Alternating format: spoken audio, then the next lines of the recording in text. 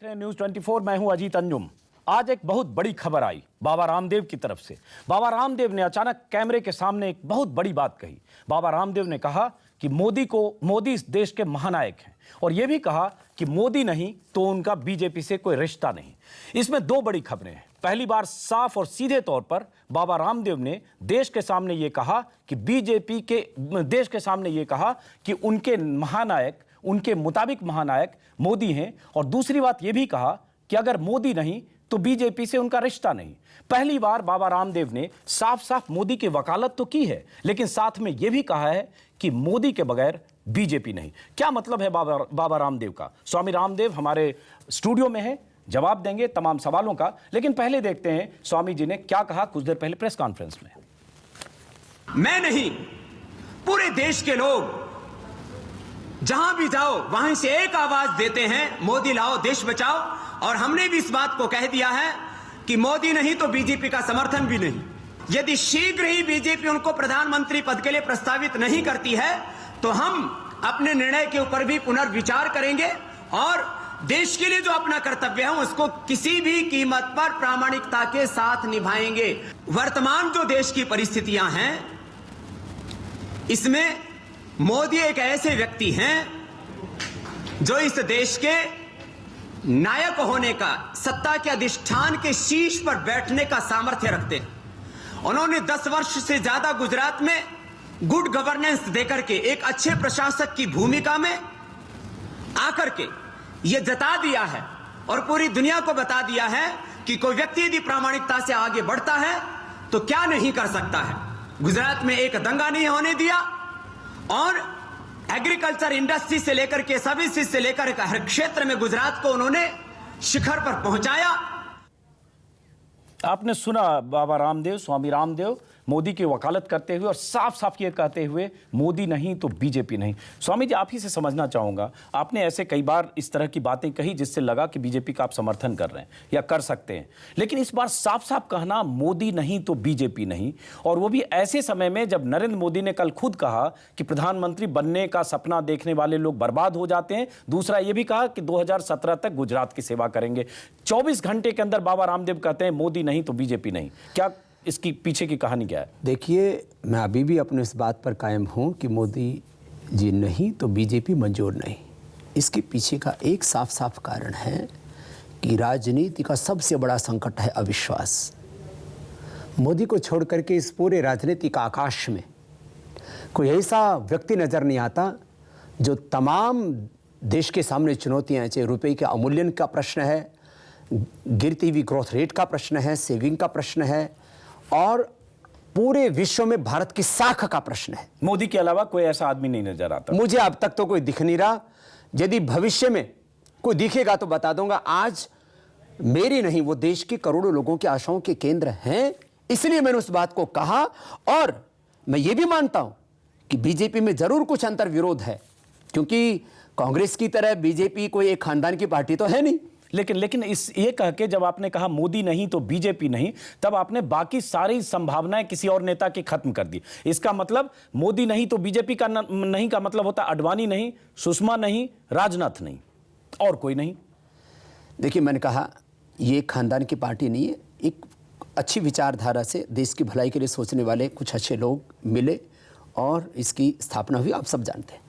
माना कि आज भी बीजेपी में भी बहुत संशोधन की आवश्यकता है, वो खुद अपने घर में कर भी रहे और हमसे जब पूछा जाता है तो हम भी उनको यही कहते हैं, भाई सुधार तो करना पड़ेगा सबके अंदर ही, अपने अंदर। सुषमा, राजनाथ, अडवाणी क्यों नहीं? तो बीजेपी, मुझे लगता है वर्तमान परिस्थितियों में और भी बहुत सी अच्छी पार्टियां हो सकती हैं, उनमें से ये एक अच्छी पार्टी है। सुषमा, राजनाथ, अडवाणी क्यों नहीं? इनमें से तीनों को क्यों खारिज कर जिंदा होने का ये सबूत है कि उसमें लोकतांत्रिक तरीके से कुछ अंतर विरोध भी है, तो वो अंतर विरोध अब खत्म होना चाहिए, क्योंकि प्रतीक्षा अब ज्यादा दिन नहीं कर सकते, क्योंकि देश अब देख रहा है कि भाई अब विधानसभा नहीं लोकसभा के चुनाव भी आ रहे हैं। मतलब आप अडवाणी, सुषमा, राजनाथ को प्रधानमंत्री के लायक बिल्कुल नहीं मानते?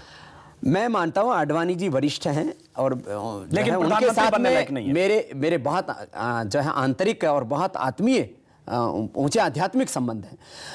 ऐसा मानता हूं मैं कि वो एक पिता की तरह वो एक पिता की तरह मोदी जी को जरूर आशीर्वाद देंगे। जहां तक दूसरा आपने नाम लिया, तो आशीर्वाद छीन रहे हैं आप स्वामी जी सुषमा स्वराज जी का। सुषमा स्वराज जी एक बहन है और बहनें भाइयों को हमेशा आगे बढ़ता हुआ देखना चाहती हैं। मेरे भी हाथ में किसी बहन ने ये कलाई में जो राखी बांधी है, वो यही मंगल कामना करते हैं कि हमारे भाई को। राजनाथ सिंह क्या है? राजनाथ जी से मेरी एक बार नहीं, कम से कम 10 बार बात हुई है। वो कहते हैं मैं पूरी तरह से मोदी जी के साथ में हूं। राजनाथ जी को लेकर के मुझे लगता है बेवजह कुछ लोग गलत कयास लगा रहे हैं, जैसे रमन सिंह जी के बारे में, सिराज जी के बारे में कहा। दोनों ही मोदी जी को प्रधानमंत्री के रूप में देखना चाहते हैं, देश देखना चाहता है। सुषमा जी को आपने बहन के तुल्य कहा, आडवाणी जी को पिता तुल्य कहा, राजनाथ जी को कहा वो देश को देखना चाहते हैं, मोदी को बहुत आगे बढ़ता हुआ देखना चाहते हैं। लेकिन रामदेव ने इन तीनों का नाम खारिज किया, स्वामी रामदेव ने। ये भी तो हमें, आप ये भी तो कह सकते थे नरेंद्र मोदी नहीं तो बाकी कोई, लेकिन नरेंद्र मोदी नहीं तो बीजेपी नहीं, इसका मतलब साफ साफ कह रहे हैं कि सिर्फ नरेंद्र मोदी।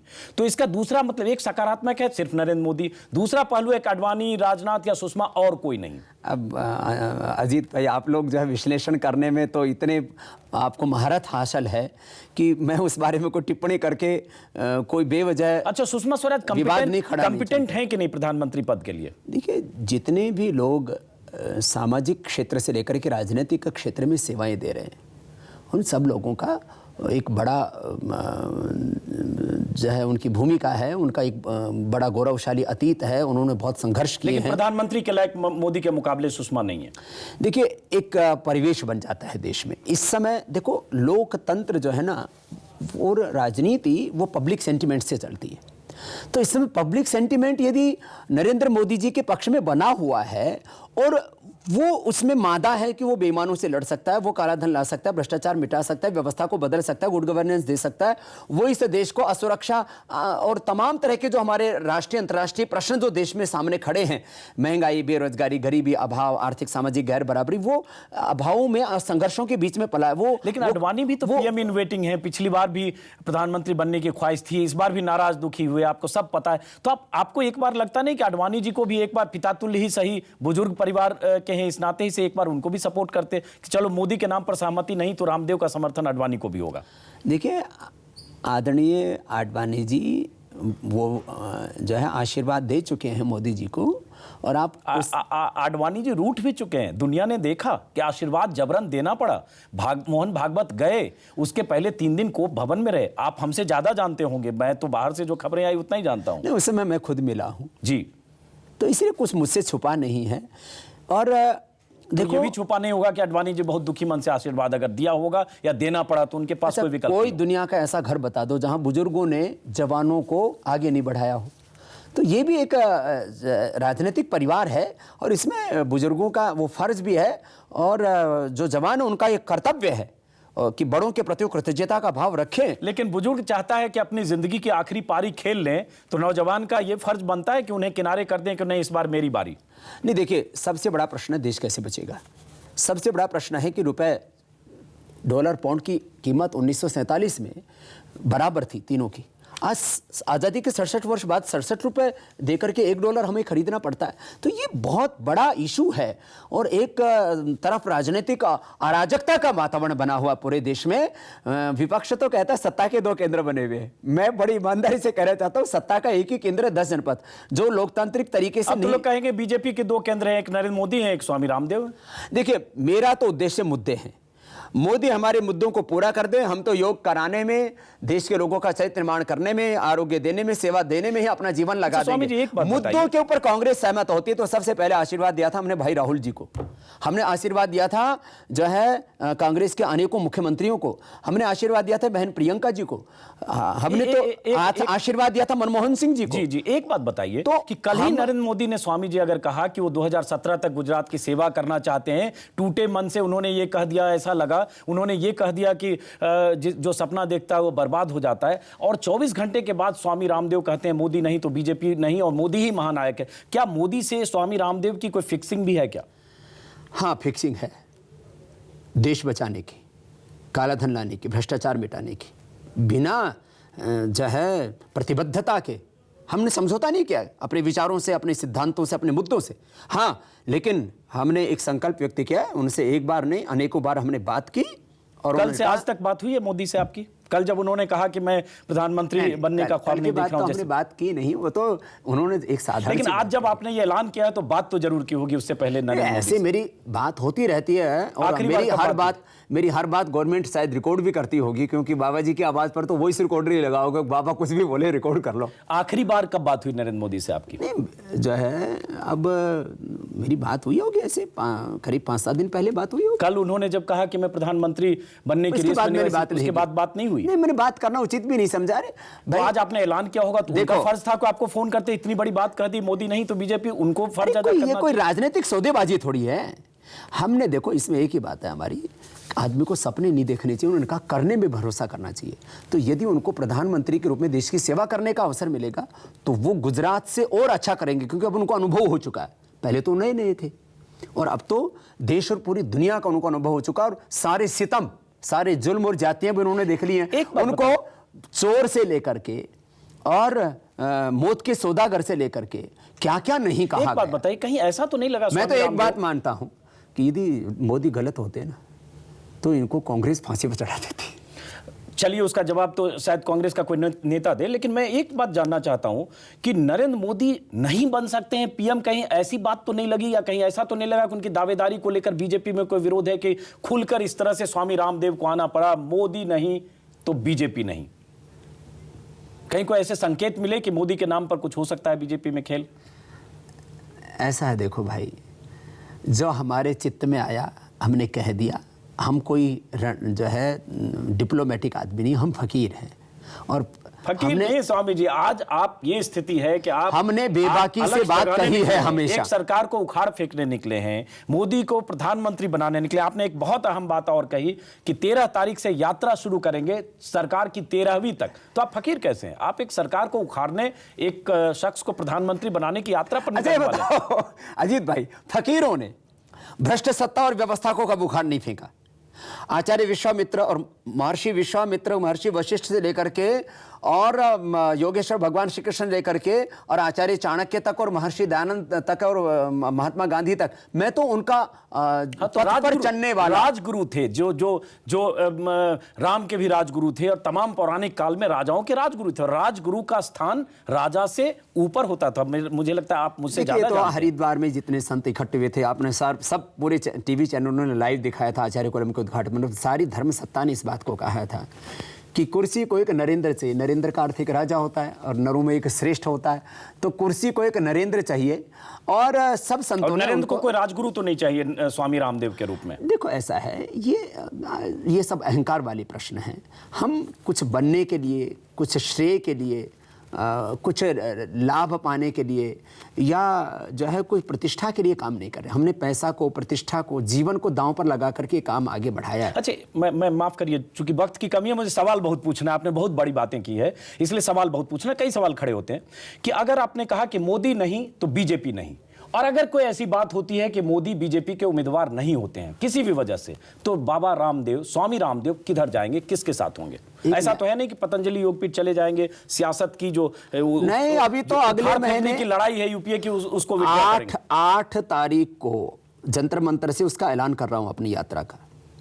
और अक्टूबर महीने के बाद तो जब तक विधानसभा लोकसभा के चुनाव नहीं हो जाते, सत्ता व्यवस्था पूरी तरह से नहीं बदल जाती, पतंजलि योगपीठ जाऊंगा ही नहीं।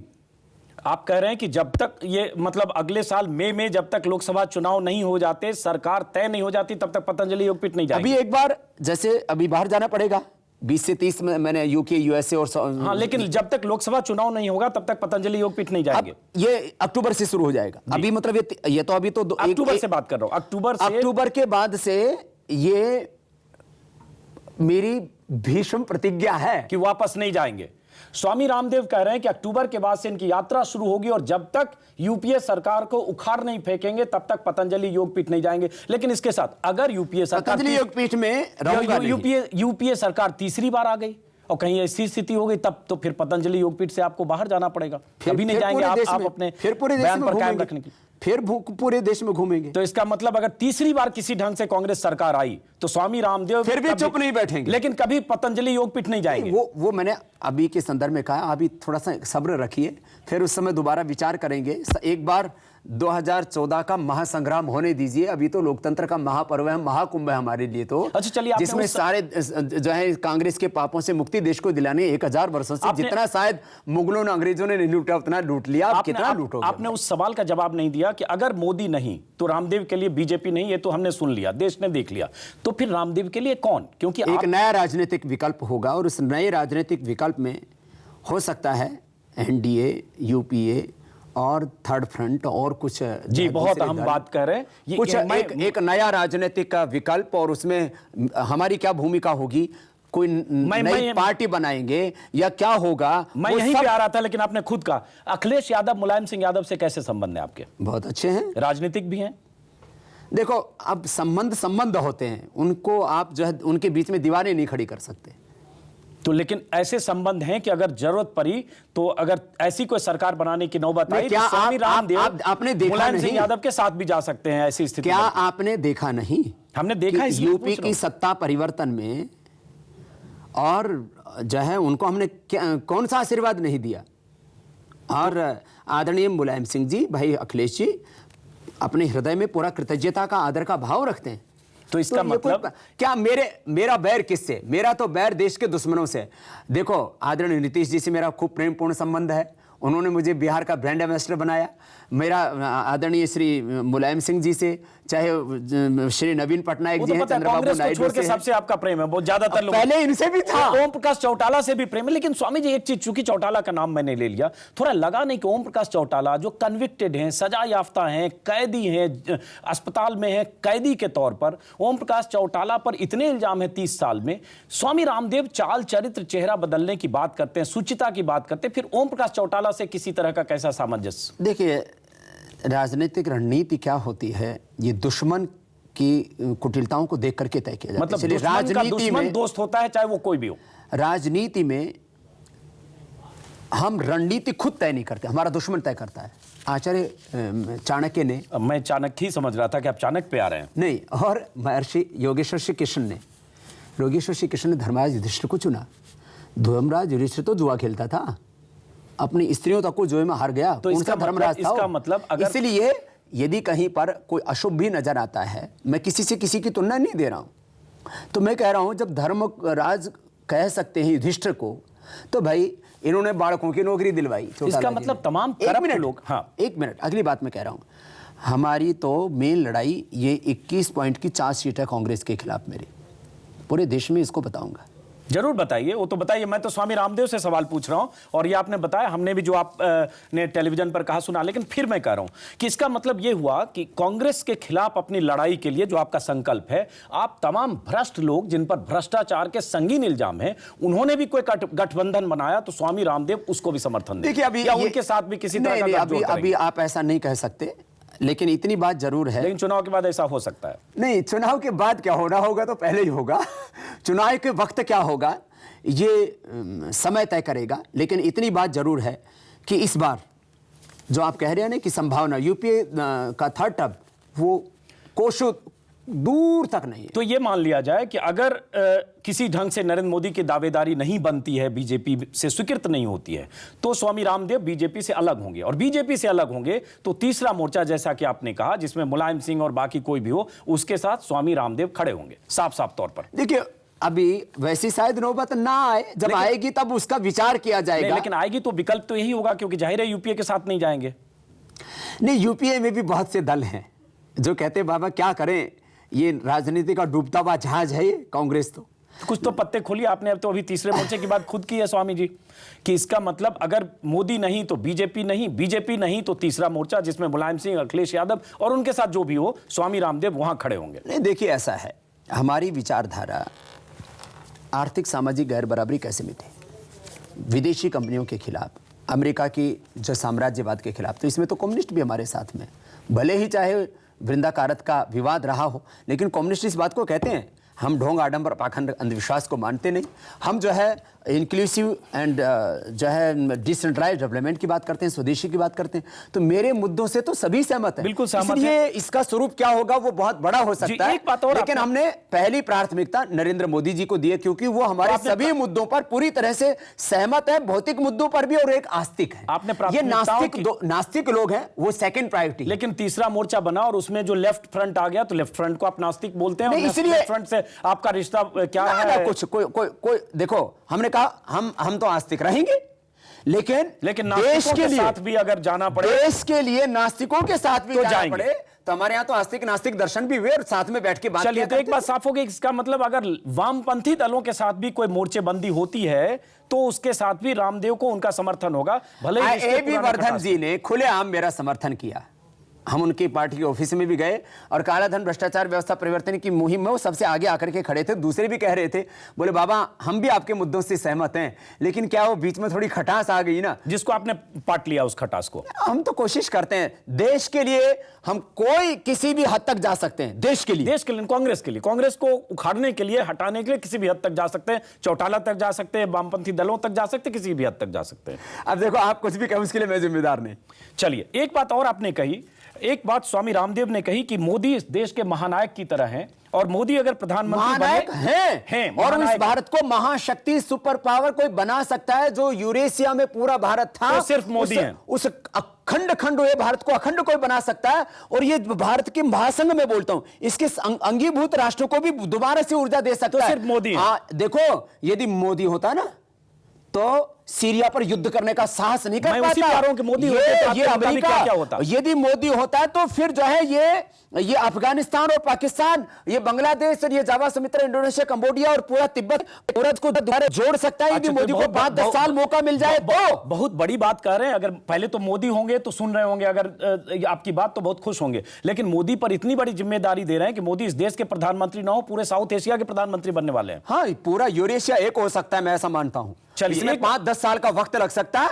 मैं तो कम से कम, भगवान ने चाहा तो 50 साल कम से कम आगे की सोच करके चल रहा हूं कि जिस तरह से आज अमेरिका पूरे वर्ल्ड के ऊपर जो है को लीड कर रहा है, वो डोमिनेट कर रहा है। होंगे आपके मुताबिक भारत होगा, और भारत में एक महानायक के रूप में, क्योंकि ये महान देश है, बोने लोग इसके साथ नहीं हो सकते, जिनको सोशल मीडिया पर भूंद और पुप्पू कहा जाता है। लेकिन उनको भी फेंकू कहा गया। मुझे लगता है ये भी फिर आपको बोलना चाहिए। अगर सोशल मीडिया के सर्टिफिकेट पे बात करेंगे तो उनको भी फेंकू कहा गया। लेकिन चलिए, मोदी पर कहते हैं। आपने कहा कि मोदी पीएम बने तो गिरा हुआ रुपया उठने लगेगा, किसानों की समस्याएं खत्म हो जाएगी, गरीबी बेरोजगारी खत्म हो जाएगी। बाकी बातें तो आपने कही दी कि दुनिया भर के तमाम देशों में मोदी का असर होगा।